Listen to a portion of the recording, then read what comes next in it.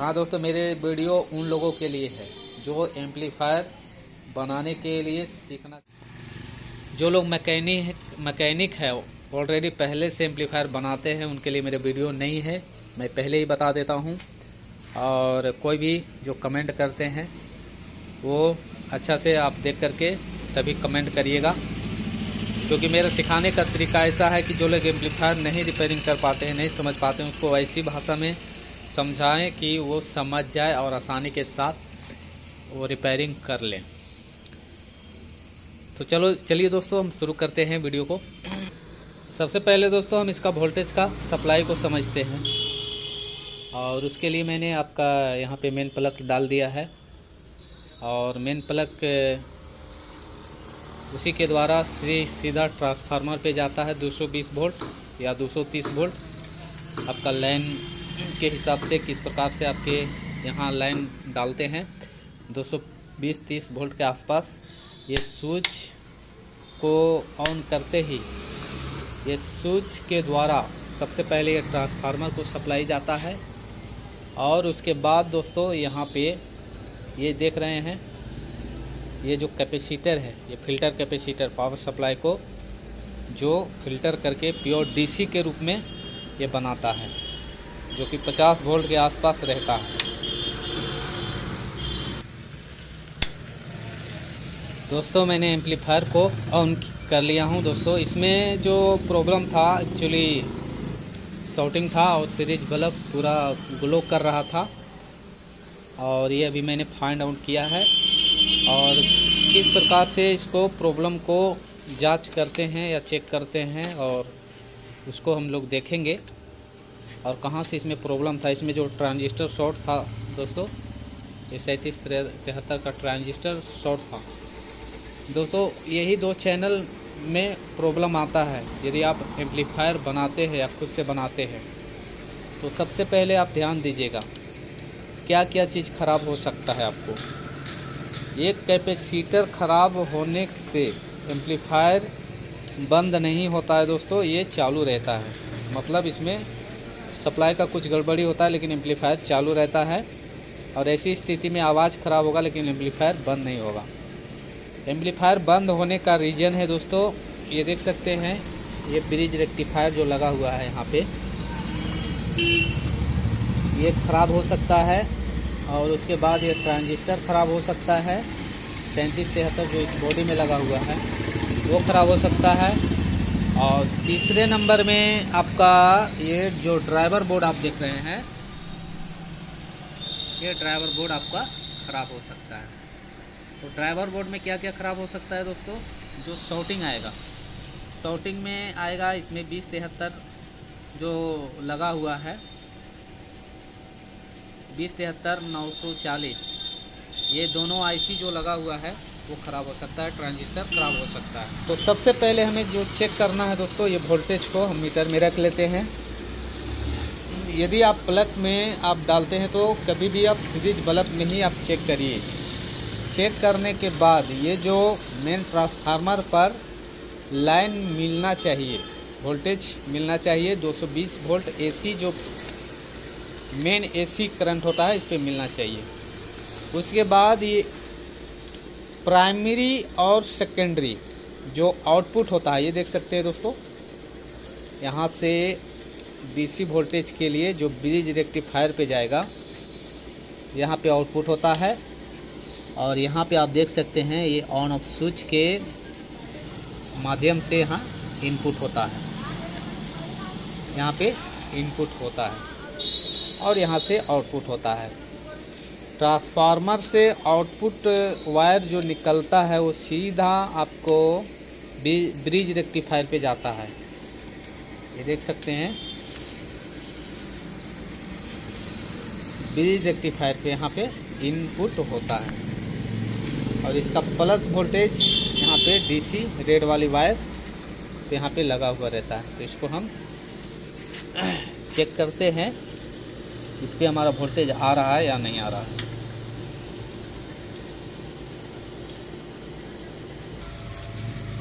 Bridge rectifier में input होने के बाद ये जो मेन जो सप्लाई है यहाँ पे, देख सकते हैं 40 वोल्ट के आसपास आ रहा है, जो कि बिल्कुल ठीक है। और दूसरा जो है ये माइनस सप्लाई, ये देखिए यहाँ पे भी माइनस ये सप्लाई निकल रहा है और यहाँ पे भी प्लस सप्लाई निकल रहा है। यानी कि सिंगल वाली चैनल में, यानी कि सिंगल वाली एम्पलीफायर में ये अपना माइनस ग्राउंड हो जाता है। दोस्तों यहाँ पे आप समझिएगा, ब्रिज रेक्टिफायर में जहाँ पे 2 कैपेसिटर लगा हुआ है ये डबल सप्लाई पे वर्क कर रहा है। ये एम्पलीफायर डबल सप्लाई पे वर्क कर रहा है, तो यहाँ से प्लस निकलेगा और वहाँ पे माइनस वोल्टेज निकलेगा। लेकिन ये प्लस और ये माइनस दोनों प्लस के तरह ही काम करता है दोस्तों। ये एनपीएन और पीएनपी के लिए जो वोल्टेज बनाता है ये प्लस की तरह काम करता है। ये माइनस दोस्तों ये ग्राउंड नहीं होता है, एक बात ध्यान रखिएगा। तो ये प्लस और ये माइनस का सप्लाई निकलता है ना, डबल सप्लाई पे ये काम करता है। वहीं पे हम देखते हैं जहाँ पे सिंगल सप्लाई पे काम करने वाला जो एम्पलीफायर होता है दोस्तों, यहाँ पे हम मेन सप्लाई निकलता है और सिंगल सप्लाई निकलता है, लेकिन ये ग्राउंड हो जाता है। ये माइनस जो होता है दोस्तों ग्राउंड हो जाता है, लेकिन इसमें ये ग्राउंड नहीं है। ये गलती बिल्कुल भी ना करें, इसको ग्राउंड समझने की कोशिश ना करें। वहाँ से माइनस निकलने के बाद और प्लस निकलने के बाद सीधा इसका कनेक्शन आता है। देखिए माइनस यहाँ पे कैपेसिटर पे, ध्यान से देखिएगा। ट्रांसफार्मर से मेन आउटपुट 3 वायर निकलता है, जो कि एक जो सीरीज किया हुआ रहता है ये ग्राउंड है। ये जो बीच वाला देख रहे हैं आप दोस्तों ये ग्राउंड है।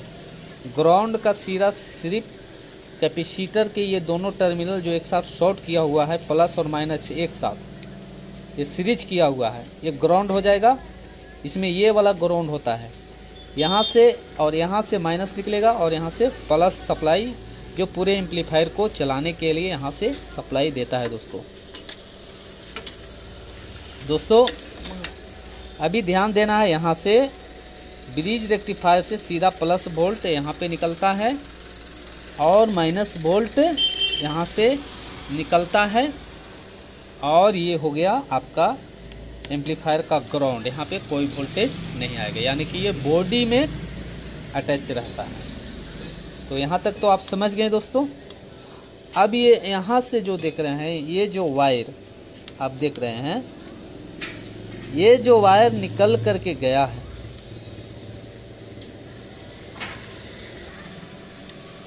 ये देखिए दोस्तों, ये प्लस वायर जो निकल के गया है पूरा एम्पलीफायर को चलाने के लिए, ये वोल्टेज 3773 पे डायरेक्ट यहाँ से चला जाता है। और ये माइनस का जो वोल्टेज है 40 वोल्ट, ये भी लगभग ट्रांजिस्टर की ओर दोनों सप्लाई मिलता है। तो प्लस वाला जो सप्लाई मिलता है वो सप्लाई मिलता है दोस्तों यहाँ पे। मैं आपको दिखाने के लिए चैनल को मैंने बाहर किया है, और अब देखिएगा ये जो प्लस का जो सप्लाई है ये देख सकते हैं, एक कलेक्टर पे यहाँ पे आपको सप्लाई दिया गया है। और यहाँ से जो एक वायर जो निकलता है ये वाला सीधा चला जाता है। ये वाला पावर सप्लाई ड्राइवर बोर्ड में भी उतना ही वोल्टेज चाहिए पॉजिटिव के लिए, ये ड्राइवर बोर्ड में उतना ही वोल्टेज चाहिए। ये वोल्टेज ये ड्राइवर बोर्ड का यहाँ से लिया गया है। ड्राइवर बोर्ड के लिए भी जो सेम वोल्टेज चाहिए वो भी यहाँ से लिया गया है। ये चाहते तो हम यहाँ से भी ले सकते थे। ड्राइवर बोर्ड के लिए 2 सप्लाई चाहिए दोस्तों यहाँ पे पॉजिटिव के लिए। एक तो पॉजिटिव के लिए ट्रांजिस्टर को ऑपरेट करने के लिए, दूसरा इस वाली ड्राइवर बोर्ड को ऑपरेट करने के लिए। अब यहाँ पे हम देखते हैं जो कि दोनों सप्लाई एक ही जगह से दिया गया है। तो यहाँ पे ये वोल्टेज आप समझ गए, यहाँ पे मेन कलेक्टर पे जाता है, और ये है बेस वोल्टेज, ये बेस वोल्टेज है। और ये स्पीकर के लिए दोस्तों यहाँ पे कोई वोल्टेज नहीं आएगा। यदि यहाँ पे वोल्टेज आ रहा है तो एम्पलीफायर का ट्रांजिस्टर शॉर्ट हो सकता है, और यहाँ पे भी वोल्टेज नहीं आना चाहिए। ये जब वॉल्यूम का जब हम बढ़ाएंगे तो यहाँ पे वोल्टेज वॉइसिंग वोल्टेज बनाता है। अब ये हो गया इधर का कनेक्शन। इस प्रकार से यहाँ पे वोल्टेज हमें चेक करना होता है। यदि यहाँ पे वोल्टेज आ रहा है इस तरफ से देखिएगा तो खराब हो सकता है। इधर अगल बगल में वोल्टेज आएगा तो समझ लीजिए कि ये ट्रांजिस्टर वगैरह खराब है। ट्रांजिस्टर भी खराब हो सकता है और ड्राइवर बोर्ड भी खराब हो सकता है। तो ड्राइवर बोर्ड को चेक करने के लिए, हम कंफर्म करने के लिए कैसे पता करेंगे ड्राइवर बोर्ड खराब है या ये ट्रांजिस्टर खराब है? तो एक काम करना है, एक वायर ये वाला अलग कर देना है। एक वायर अलग करने के बाद यहाँ पे हमें वोल्टेज चेक करना है। यदि वोल्टेज इसमें सही हो गया तब तो ठीक है, और नहीं सही हुआ तो ट्रांजिस्टर चेंज करने की ज़रूरत है। ड्राइवर बोर्ड शॉर्ट रहेगा तो ड्राइवर बोर्ड वाला कनेक्शन अलग करके चेक करिए, और यदि ट्रांजिस्टर शॉर्ट रहेगा तो ट्रांजिस्टर वाला जो कनेक्शन है वो अलग करके चेक कर सकते हैं। ये हो गया 3773 का ये पॉजिटिव सप्लाई। अब हम नेगेटिव सप्लाई जो हम देखते हैं, जो पॉजिटिव की तरफ सिर्फ काम करता है, वो इस तरफ चैनल के लिए है।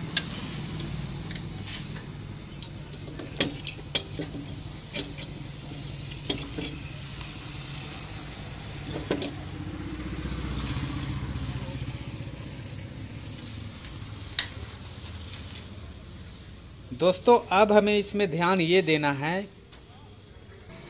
कि जिस प्रकार से हमारा पॉजिटिव सप्लाई काम कर रहा था उससे कुछ इस साइड में डिफरेंस है, यानी कि वोल्टेज में डिफरेंस है।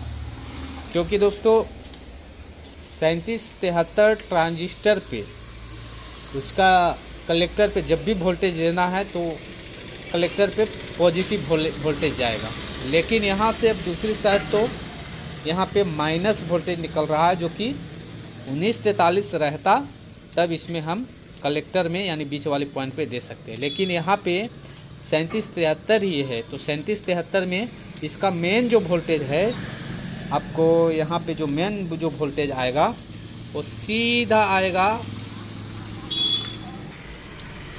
इमीटर पे, देख सकते हैं इमीटर पे, और इमीटर पे यहाँ पे आएगा रेजिस्टेंस है। रेजिस्टेंस शॉर्टिंग रहता है, फ्यूज की तरह काम करता है। 0.33 0.5 ओम्स ऐसा कुछ रेजिस्टेंस रहता है। यहाँ पे इसका वोल्टेज रहता है, इसका बेस पे भी वोल्टेज दिखाएगा, इसका बेस पे भी वोल्टेज दिखाएगा दोस्तों, इमीटर पे भी वोल्टेज दिखाएगा। यदि ग्राउंड से चेक करेंगे तब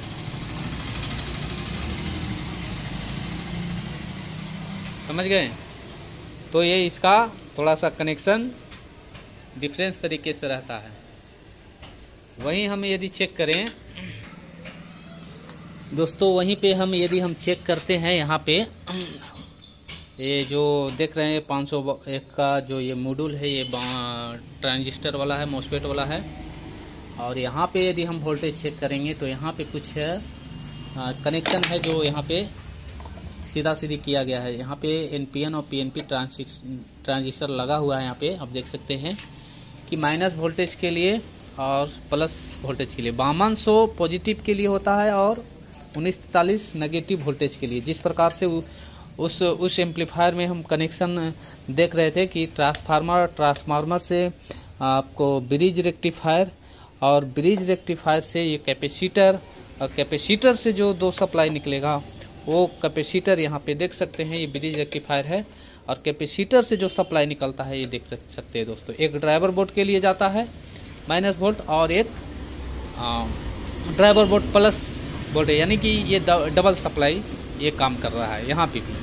तो यहाँ पे कलेक्टर पे दिया गया है, ये देख सकते हैं पॉजिटिव सप्लाई, और यहाँ पे भी कलेक्टर पे ही दिया गया है। क्योंकि यहाँ पे 5200 और 5200 इधर भी रहता ना, तो 5200 इधर रहता, तो ये मीटर पे यहाँ पे वोल्टेज दे करके हमें आउटपुट, हम कलेक्टर को हम बना सकते थे।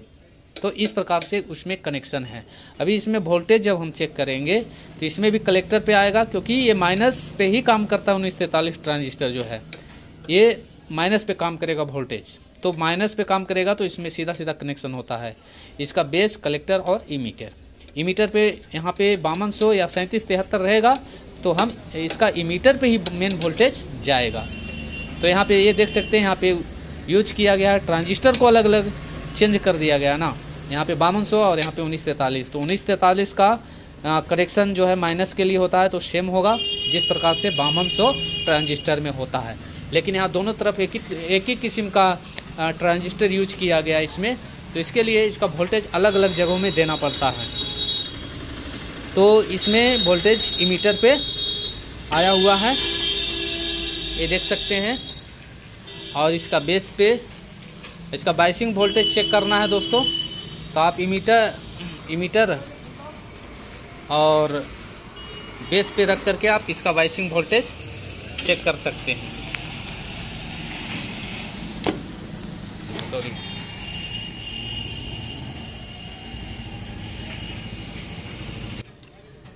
इसका बाइसिंग वोल्टेज चेक करने के लिए हमें यहाँ पे एक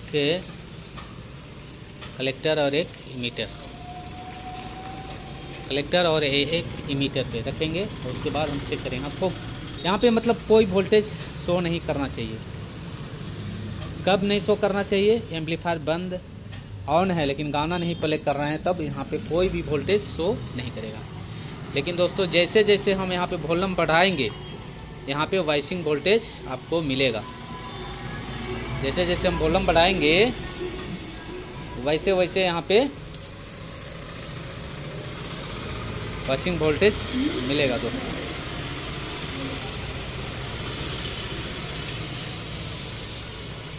यहाँ पे ऑडियो मिलने से यहाँ पे मिल सकता है। हम इसको क्या करेंगे,